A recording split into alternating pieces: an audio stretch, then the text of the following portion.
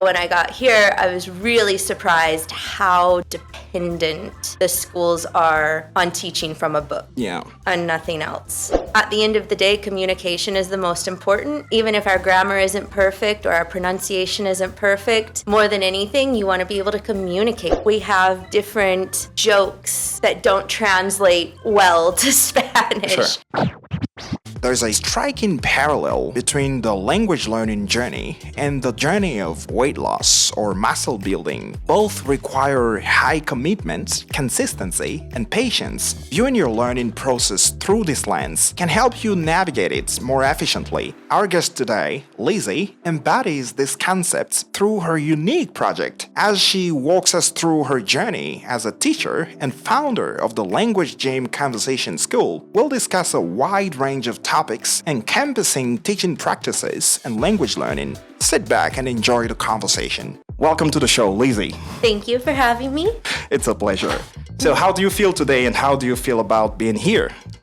I'm very excited to be here, to talk to you, to tell you a little bit about what I'm trying to do and what we're trying to do here in Madrid. Right.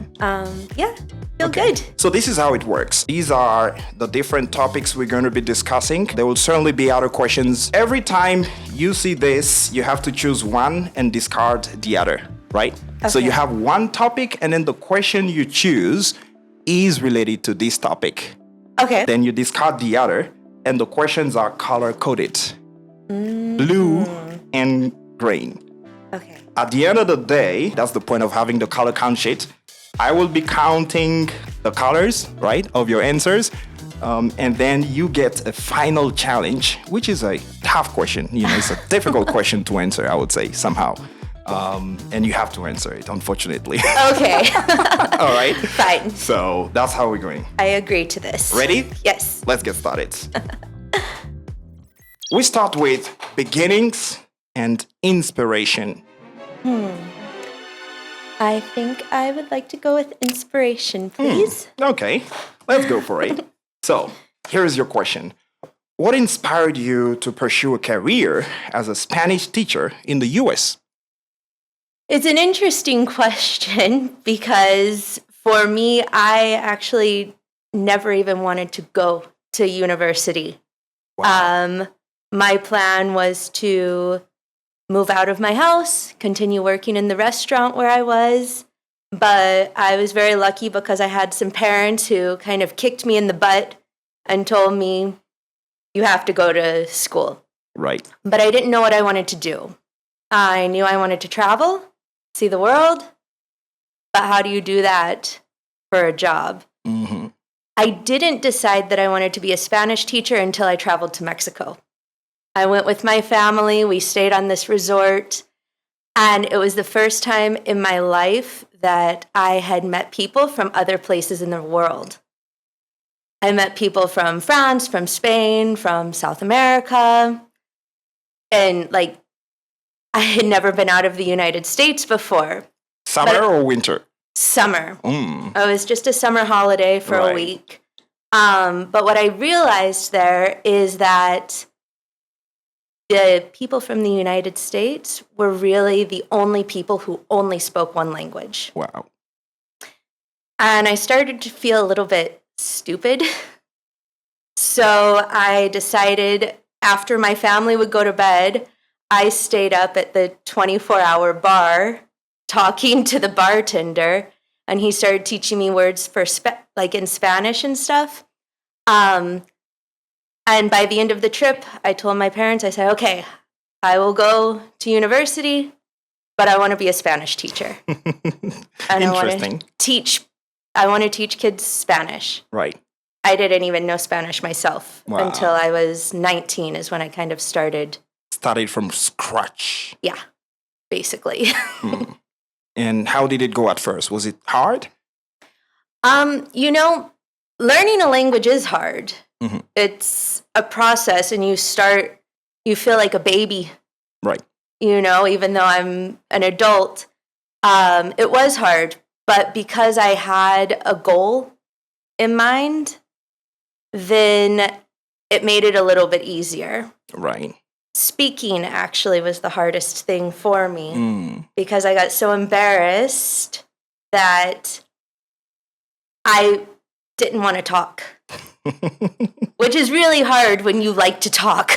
And what was the most challenging thing when it comes to speaking? The pronunciation, the vocabulary? Vocabulary was fine, but it was the pronunciation. Right. Everybody would always say they know immediately that I'm not a native Spanish speaker. Just like me, speaking Spanish. I would get so embarrassed and I wouldn't even want to give it a try. But I started to kind of get past that once I lived here. I'm going to speak like an American speaking Spanish. Right. That's fine. Right. How about now? I still speak like an American speaking Spanish. With a typical thick accent. No, I don't think you've been here. You've been around for like over 10, 15 years, 15 years now. So no. But I like my accent now. You know, I like to make it even a little extra American. Right. Because it's funny. Right. It's fun to play with. Can you say something in Spanish? Sí, hola, me llamo Lizzy y soy profesora y empresaria. Okay. That's great. That's great. Very good. You're doing well. The challenge I've faced here with Spanish is that most of the time I wasn't practicing my Spanish. You know, I was in touch with international friends speaking English all day long and even at school because I came here for a master's degree. And that's how I found myself stagnating over years. Very easy to do. Right. Yeah. And well, what helped me is being in Spain and being immersed. So at the end of the day, you know, you will hear the language over and over, and exposure is everything, right? Absolutely. Yeah. But I think recently I've been more involved. I don't know when exactly I started learning the language. It's funny because I know how everything started in my English learning journey. But when it comes to Spanish, I don't know when exactly I started learning. I remember coming to Spain and speaking over time. Little by little. Exactly. The important words. Exactly. It takes a first step. You have to be comfortable with the language, be surrounded by native speakers or advanced speakers, people who will, you know, pull you up, and that's how it happens, right? I think you have to be comfortable with the fact that you're going to make mistakes and you're going to feel embarrassed sometimes, but that's part of it. Right. A lot of people get discouraged because they don't want to make those mistakes and they don't want to look silly or stupid. Right. But really, at the end of the day, you're trying to communicate with people and you're trying to learn their language as well. And it's okay to make mistakes. Another reason why I've been lagging behind is probably the fact that my focus was on other things, and learning Spanish, being proficient in Spanish as such, was not fully aligned with my most important goals in the early stages of my stay here. Sure. So that's somehow the reason. Okay, so how long did it take you to start building sentences and make sense in Spanish? I would say really not until I studied abroad here. Okay. I could understand almost everything. But it was that speaking that really was hard for me. And I was studying in a university here in Madrid.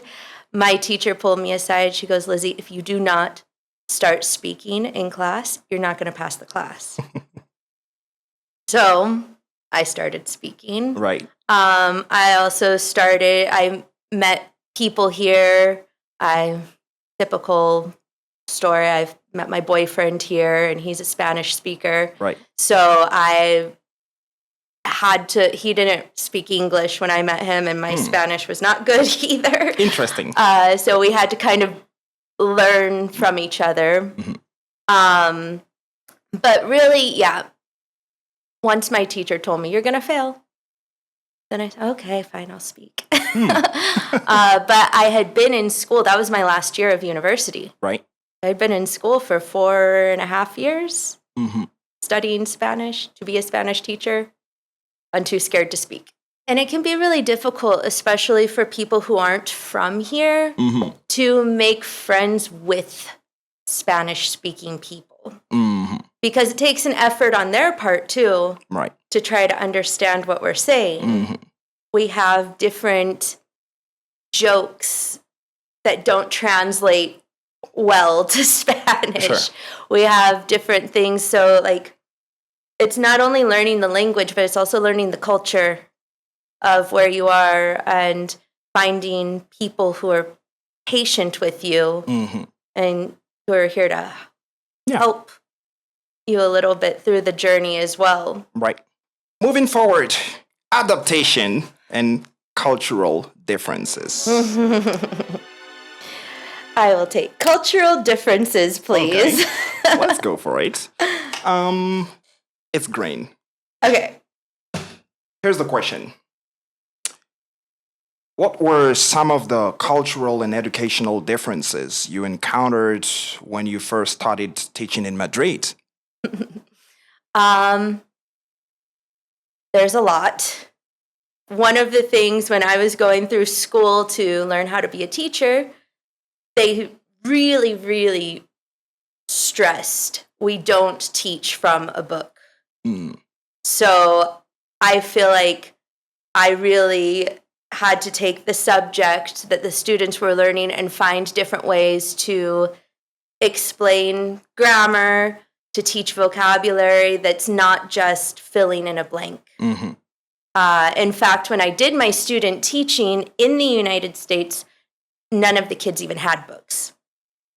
Everything was focused on teaching the material. Right. So when I got here, I was really surprised how dependent the schools are on teaching from a book Yeah. and nothing else.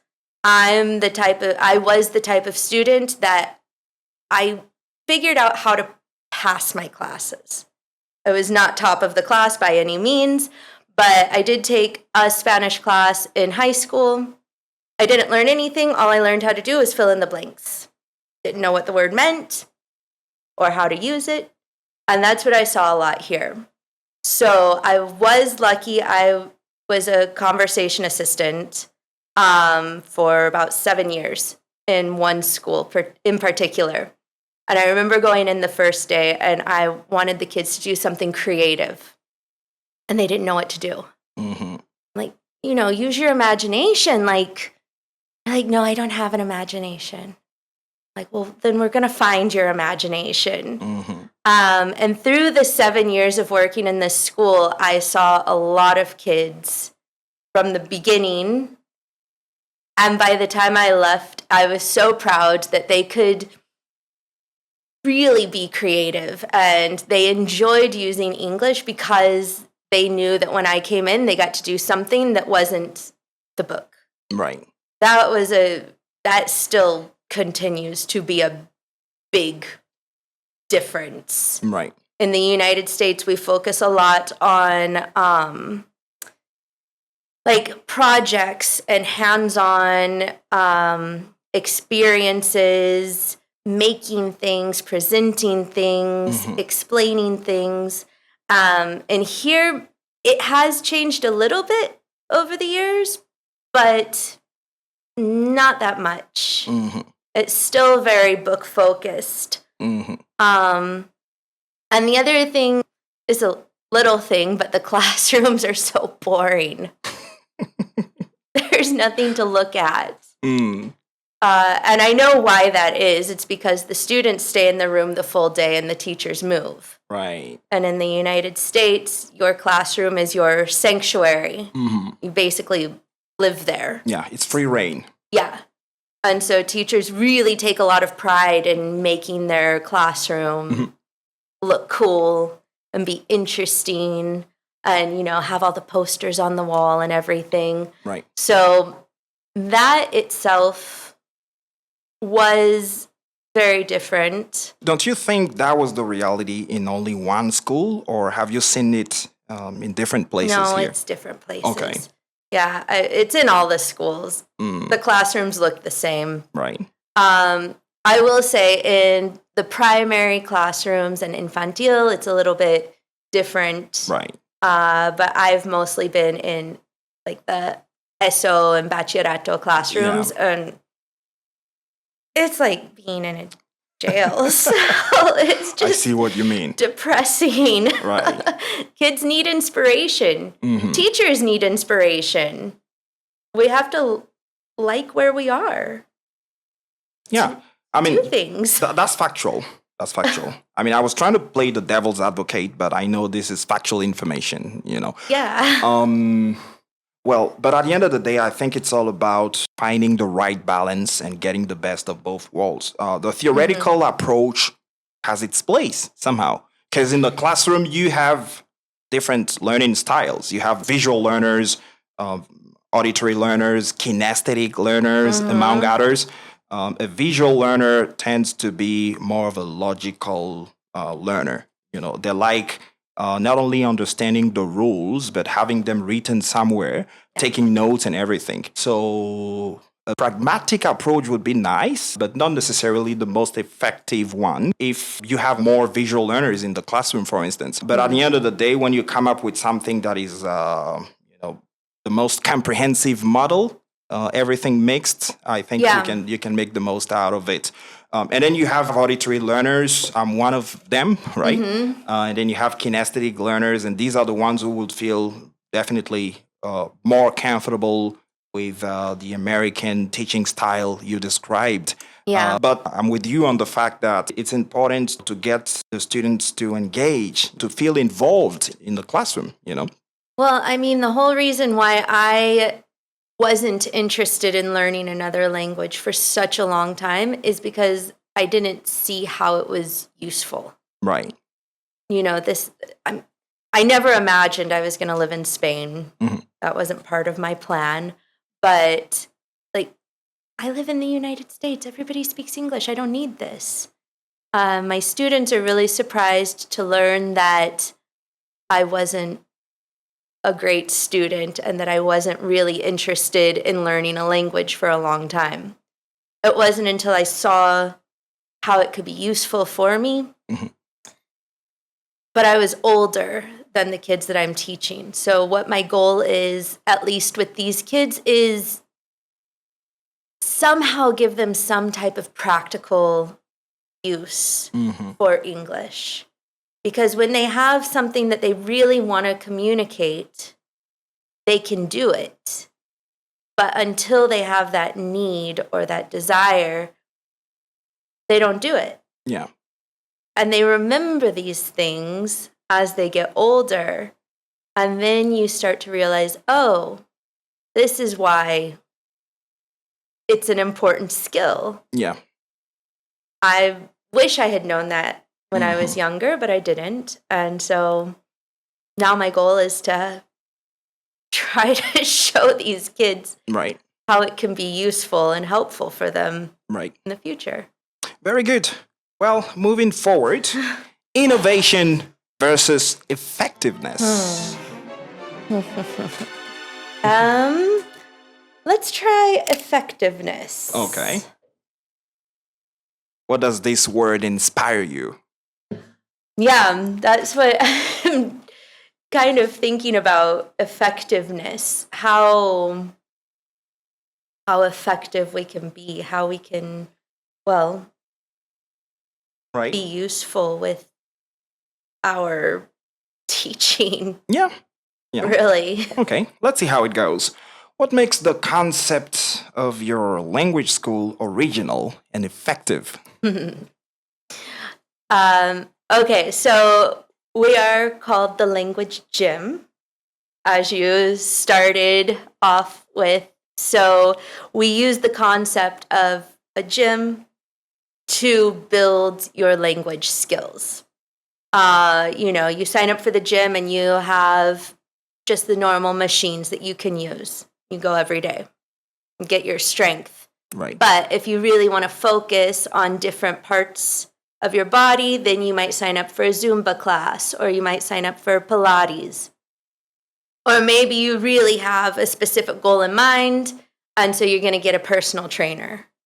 That's what we have. So we have the opportunity to come every day and practice your speaking, which at the end of the day, communication is the most important. Mhm. Even if our grammar isn't perfect or our pronunciation isn't perfect, more than anything, you want to be able to communicate with people.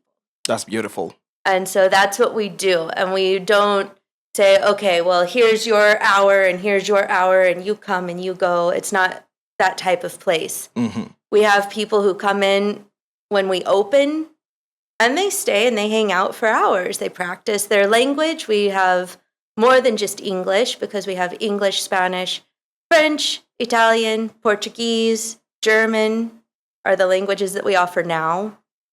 And so for all of these languages, you have the opportunity and come and you speak and do activities. But then some people, of course, they want a little bit more. Mm-hmm. So we have like our academy sessions. Mm-hmm. But everything that we do is different than like the typical academies that you would see here. Mm-hmm. We actually, a lot of what we do we pull from the American system in a way because we don't use books. Mm-hmm.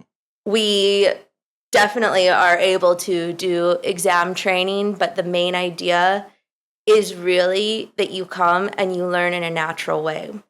We take the needs of the people, the members who are coming in, Mm-hmm.